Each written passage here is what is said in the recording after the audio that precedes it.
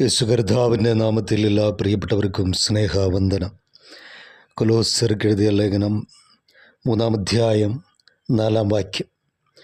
നമ്മുടെ ജീവനായ ക്രിസ്തു വെളിപ്പെടുമ്പോൾ നിങ്ങളും അവനോടുകൂടെ തേജസ്സിൽ വെളിപ്പെടും. ആരാണ് ക്രിസ്തു വെളിപ്പെടുമ്പോൾ തേജസ്സിൽ വെളിപ്പെടുന്നത്?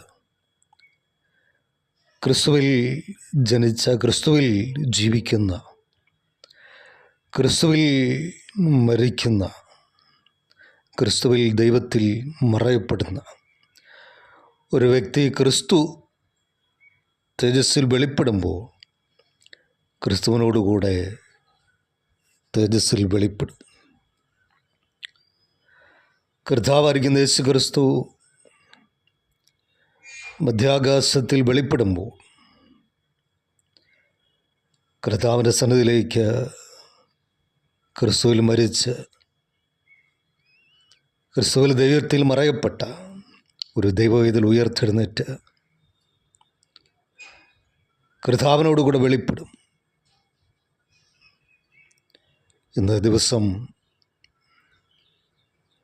കർത്താവിൽ ജീവിക്കുന്നു എന്നുള്ള ഉറപ്പോടെ ജീവിപ്പാൻ തക്കവണ്ണം നമ്മളെ തന്നെ ഏൽപ്പിച്ചു കൊടുക്കാം. കർത്താവിനോടുകൂടെ വെളിപ്പെടുന്ന തേജസ്സേറിയ, ശോഭയേറിയ ഒരനുഭവം എൻ്റെ ജീവിതത്തിലുമുണ്ട് എന്നുള്ള ഉറപ്പോടെ, നിശ്ചയത്തോടെ നമുക്ക് മുമ്പോട്ട് ജീവിപ്പാൻ അതിന് കർത്താവ് നമ്മളെ സഹായിക്കട്ടെ.